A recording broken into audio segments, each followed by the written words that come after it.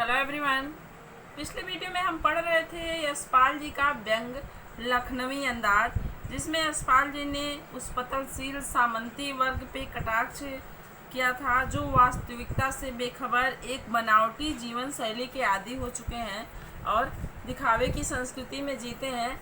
उन पे यह व्यंग है यशपाल जी का, जिसमें यशपाल जी ने एक नवाब साहब का जिक्र किया है जो ट्रेन में उनके साथ बैठते हैं और बड़े ही नवाबी अंदाज में उनके सामने तौलिए पे 2 खीरे रखे हुए हैं और नवाबी अंदाज में बैठे हुए हैं।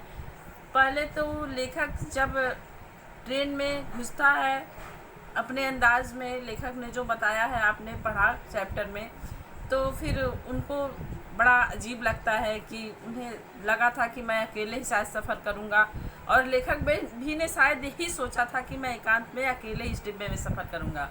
लेकिन दोनों लोग को लगता है कि नहीं, इसमें तो कोई और भी है इस डिब्बे में, इस बर्थ में। तो अपने बर्थ पे बैठे हुए नवाब साहब किस अंदाज में बैठे हैं और कैसे इग्नोर करते हैं लेखक महोदय को। फिर लेखक भी उनको एक तरह से इग्नोर करते हुए बाहर की तरफ देखते हैं, ध्यान नहीं देते हैं। फिर कुछ सोच के नवाब साहब जो है उनसे बोलते हैं कि क्या आप खीरे का शौक़ फरमाएंगे। जो खीरा उनके सामने रखा है उसको खाने के लिए उनसे प्रार्थना करते हैं या उद्योग करते हैं कि हाँ आप भी खाएंगे तो खीरा खा लीजिए। तो लेखक उनको मना कर देते हैं। फिर किस नफासत से वो उस खीरों को छीलते हैं, उसकी झाग निकालते हैं पीछे के, उसके सिर को काट के रगड़ के उसको गोद के, फिर उसको बारी बारी से उसकी फाँकें अलग अलग करते हैं और उसको धुल के पोंछ के किस तरह से तौलिए पे उसको करीने से सजाते हैं। जैसे एक सजावट की सामग्री रखी जाती है वैसे ही उस खीरे की फाँकों को सजाते हैं। तो यहाँ तक हमने वर्णन पढ़ा था श्री यशपाल जी का लखनवी अंदाज। ये उनका नवाब साहब का लखनवी अंदाज ही था, इन खीरों को इस ढंग से काटना सजाना और बर्थ पे बहुत ही नवाबी अंदाज में बैठना। तो अब इसके आगे का हम चैप्टर देखते हैं कि आगे क्या कह रहे हैं लेखक। लखनऊ स्टेशन पर खीरा बेचने वाले खीरे का इस्तेमाल का तरीका जानते हैं। ग्राहक के लिए जीरा मिला नमक और पिसी हुई लाल मिर्च की पुड़िया भी हाजिर कर देते हैं। ये लेखक लखनऊ स्टेशन के बारे में बता रहा है। वहाँ जो खीरा बेचने वाले आते हैं वे किस तरह से खीरा देते हैं, खीरा कैसे इस्तेमाल किया जाता है, ये वो भली प्रकार से जानते हैं कि खीरा खाने में कैसे स्वादिष्ट लगेगा। तो वो खीरे के साथ क्या देते हैं, नमक, उसमें जिसमें जीरा मिला हुआ होता है, और पिसी हुई लाल मिर्च देते हैं, जो अलग अलग 2 पुड़िया बना के यानी कागज़ में 2 जगह लपेट के दोनों को अलग अलग देते हैं पुड़ी में। ये कहाँ की बात हो रही, लखनऊ स्टेशन की। और इससे ये भी साफ हो रहा है कि नवाब साहब ने खीरा लखनऊ स्टेशन से ख़रीदा होगा और उसके साथ उनको क्या मिला था, जीरा और नमक और पिसी हुई लाल मिर्च की पुड़िया, जो वहाँ के ग्राहक को ये कौन देता है, वहाँ के खीरा बेचने वाले।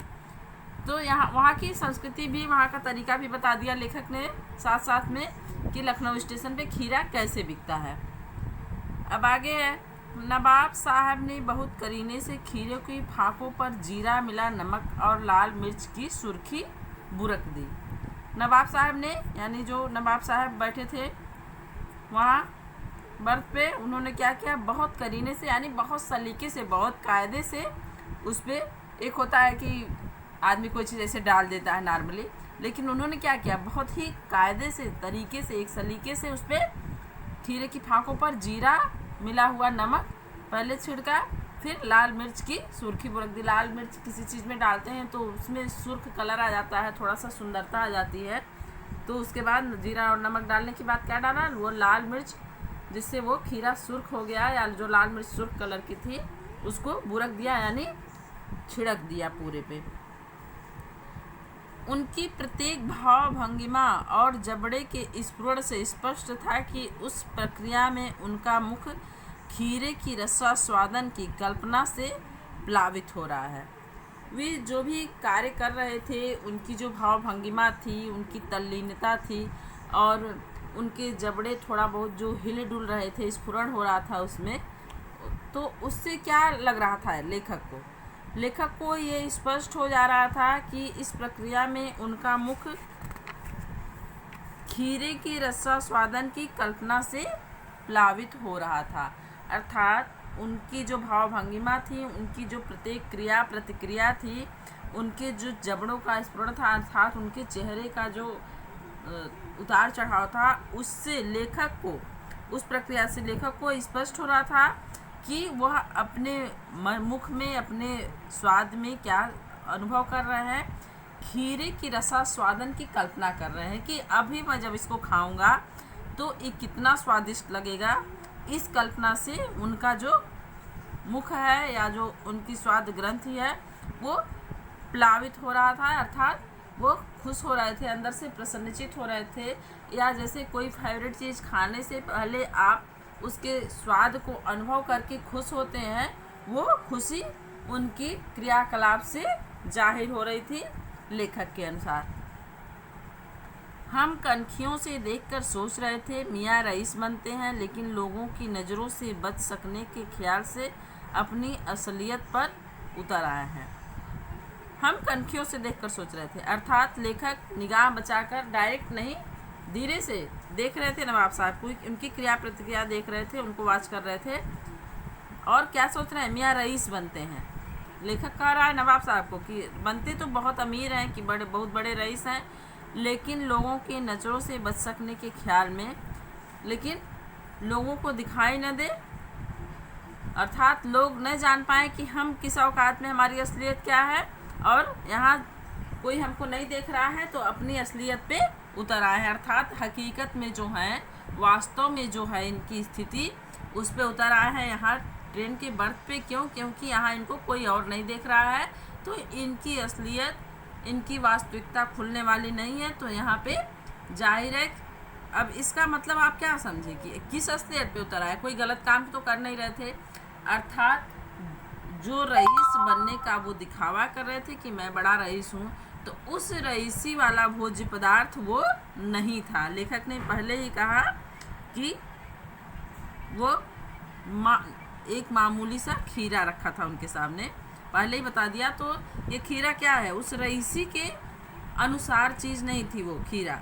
तो उसी के लिए लेखक कह रहे हैं कि यहाँ अपनी असलियत पर उतर आए हैं, अर्थात इनकी जो रईसी जो ठाट बाट दिखाने का प्रयास कर रहे हैं, उनके अनुसार ये खाद्य पदार्थ उनके लिए नहीं है। उनको तो कोई बहुत अच्छे पकवान या बहुत ही ड्राई फ्रूट्स उनके सामने होने चाहिए थे, तो ये नॉर्मल सा खीरा खा रहे हैं, अर्थात यहाँ उनको कोई देख नहीं रहा है, तो अपनी असलियत पे उतर आए हैं, ये बताने का प्रयास कर रहा लेखक।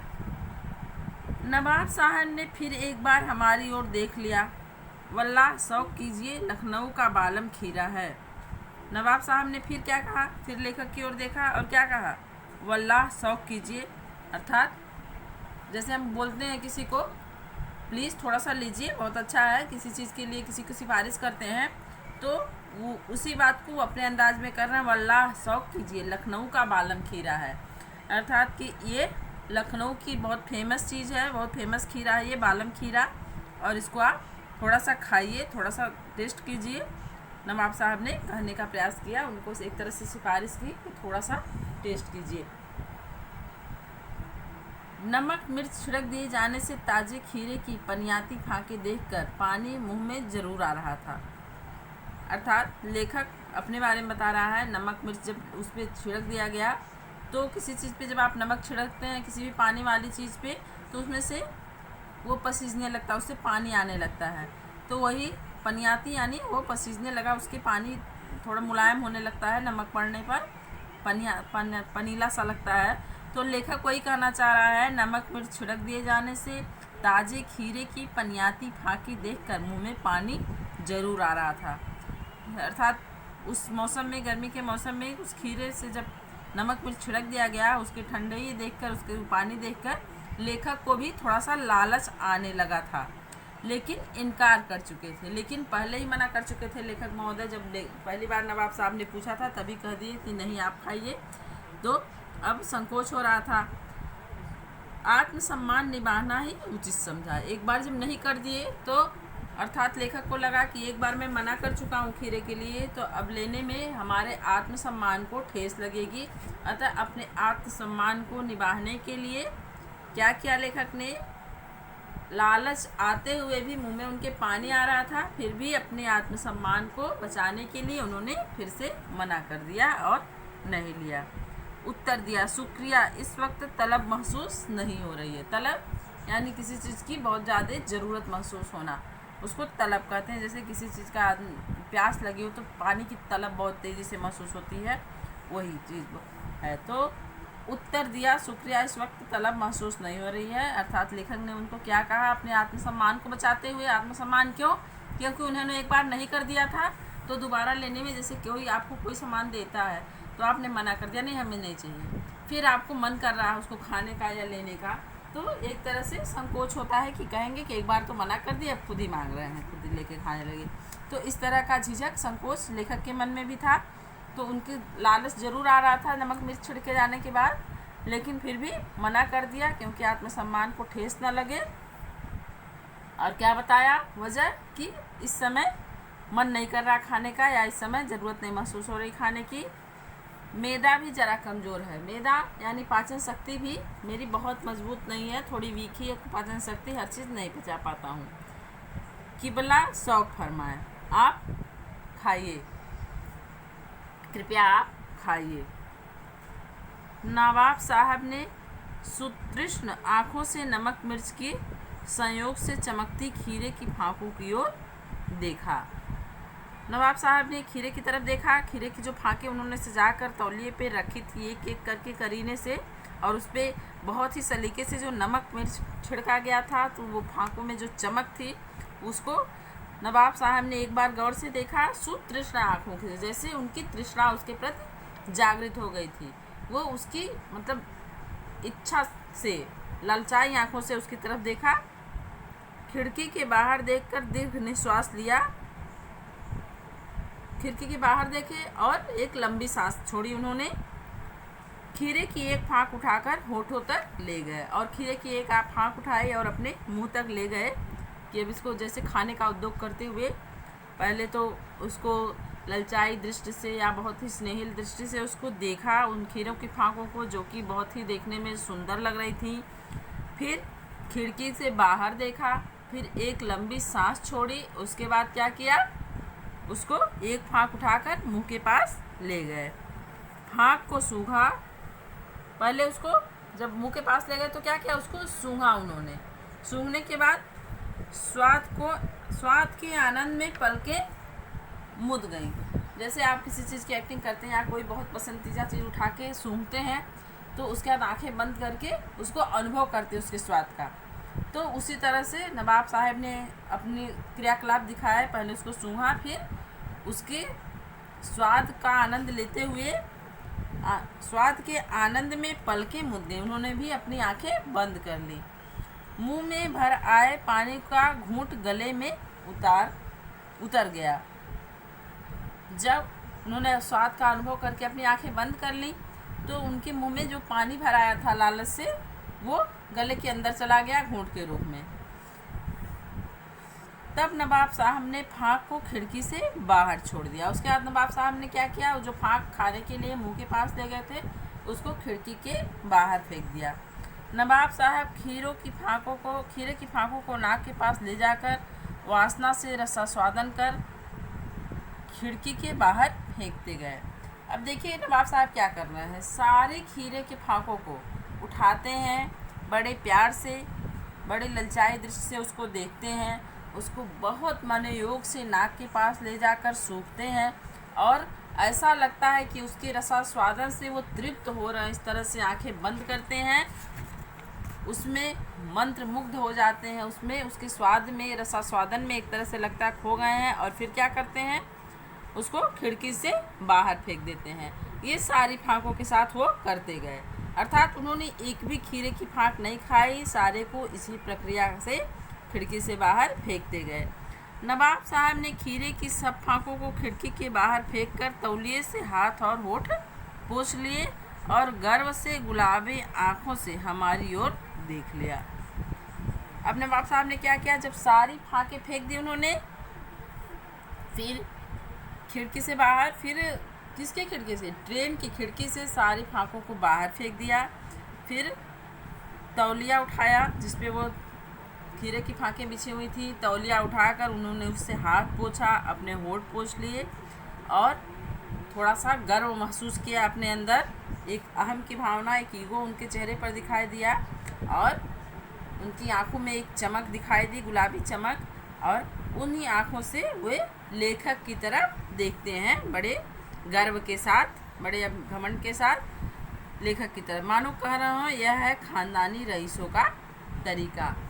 तो लेखक को क्या अनुभव हुआ कि इन्होंने क्या दिखाना चाहा हमको कि हम खानदानी रईस का यही तरीका है, हम किसी चीज़ को खा के नहीं बल्कि सूंघ के उसका स्वाद ले लेते हैं। ऐसी चीज़ों को हम खाद्य पदार्थ के रूप में नहीं उपयोग करते बल्कि उनको सूंघकर हम अपनी रईसी दिखाते हैं।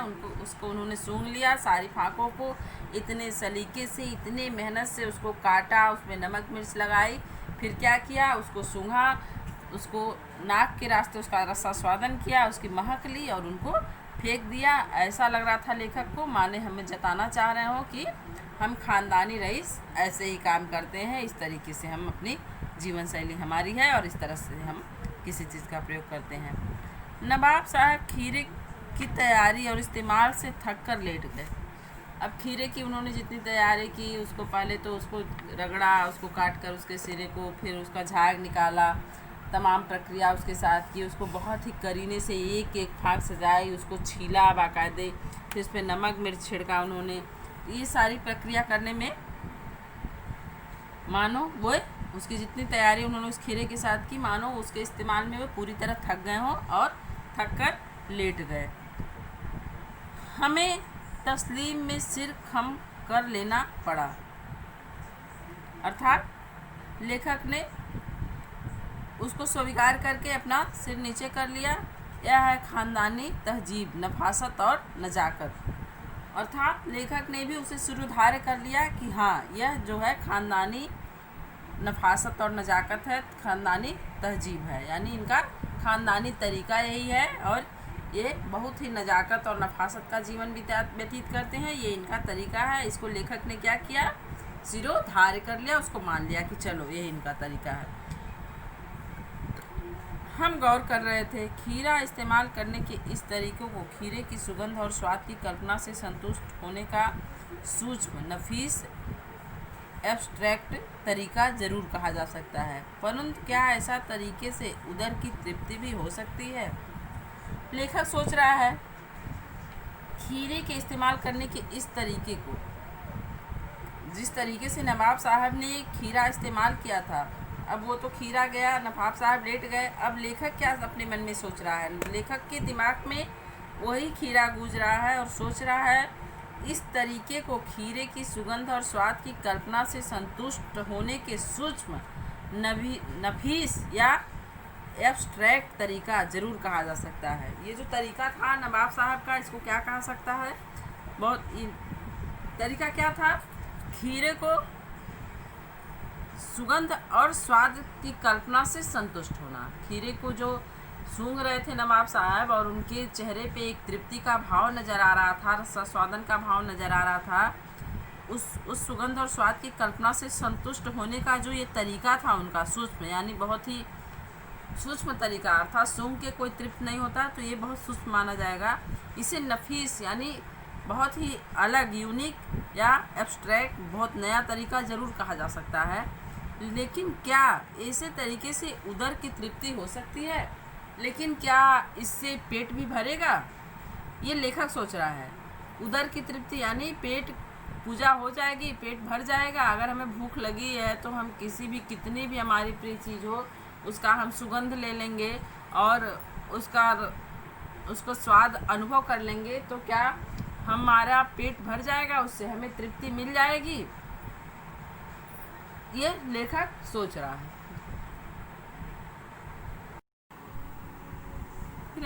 नवाब साहब की ओर से भरे पेट के ऊंचे डकार का शब्द सुनाई दिया। अभी लेखक सोच ही रहा था इस बारे में कि ये जो तरीका था इसे नफीस कहा जा सकता है, बिल्कुल आधुनिक कहा जा सकता है, एब्स्ट्रैक्ट कहा जा सकता है, लेकिन क्या इससे उदर तृप्ति हो सकती है, पेट इससे भर सकता है? अभी लेखक इस बारे में सोच रहा था, विचार कर रहा था इतने में नवाब साहब की ओर से भरे पेट के ऊंचे डकार के शब्द सुनाई दिया।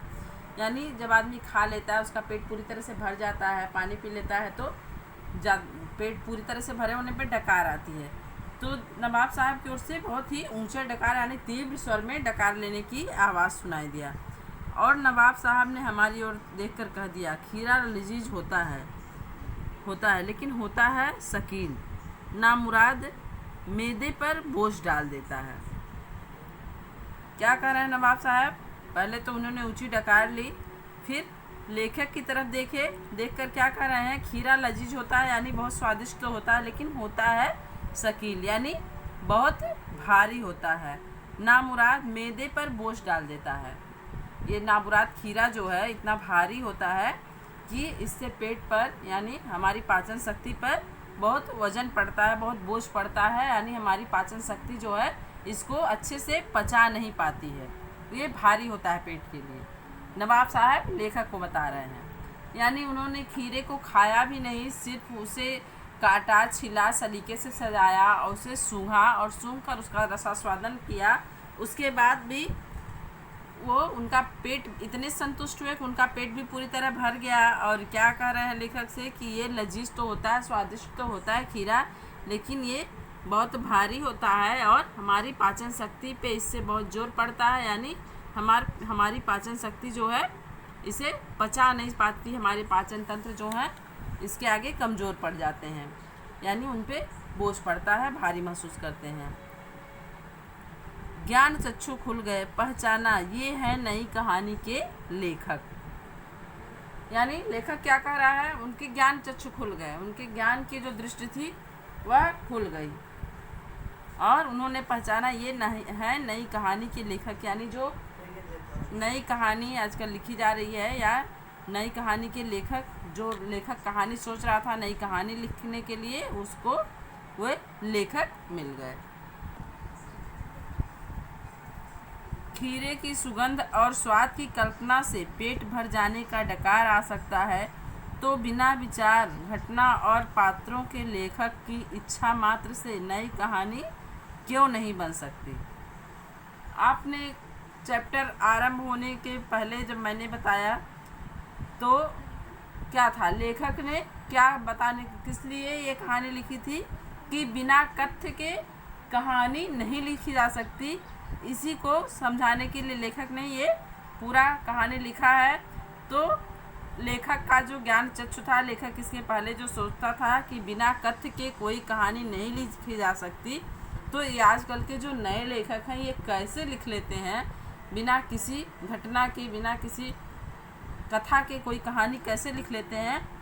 तो जैसे ही नवाब साहब ने अपनी प्रतिक्रिया व्यक्त की कि ये जो खीरा होता है बहुत भारी होता है, पेट पे इसका भारीपन महसूस होता है या हमारी पाचन तंत्र इसको पचाने में असक्षम हो जाते हैं, तो ये शब्द जब उन्होंने सुना तो उनके ज्ञान चक्षु खुल गए और समझ गए ये है नई कहानी के लेखक। अर्थात ऐसे ही आजकल के जो नई कहानीकार होते हैं, जो नई कहानी लिखते हैं बिना किसी कथा के, वो ऐसे ही होते हैं।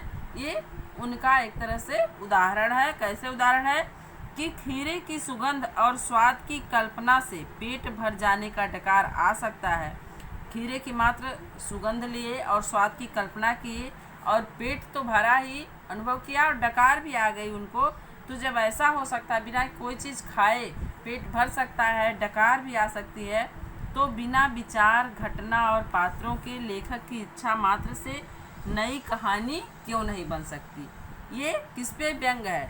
ये लखनवी अंदाज पे व्यंग नहीं, ये हमारी नई कहानी पे जो कुछ नए कहानीकार होते हैं बिना सिर पैर की जो कहानी लिखते हैं उस पे व्यंग किया है लेखक ने, यशपाल जी ने, कि इसी तरह से हमारे नए कहानीकार हैं, नए लेखक हैं जो बिना विचार यानी जिनके मन में कोई सोच विचार नहीं आता है, इतना नहीं सोचते कहानी लिखने के पहले, ना ही कोई घटना है, ना ही पात्र इनके लिए ज़रूरी हैं, बस लेखक की इच्छा हुई और इच्छा मात्र से नई कहानी बन जाती है। अर्थात लेखक की बस इच्छा मात्र से न घटना की आवश्यकता होती है, न विचार की और न ही पात्रों की, बस उनके कल्पना मात्र से या विचार कर लिया कि कहानी लिखना है तो पेन उठाए कहानी लिख के रख दिए, और वो कहानी बन भी जाती। कैसे? जैसे इनके खीरा को बिना खाए सिर्फ सूंघने और स्वाद की कल्पना करने मात्र से नवाब साहब का पेट भी भर गया और डकार भी आ गई।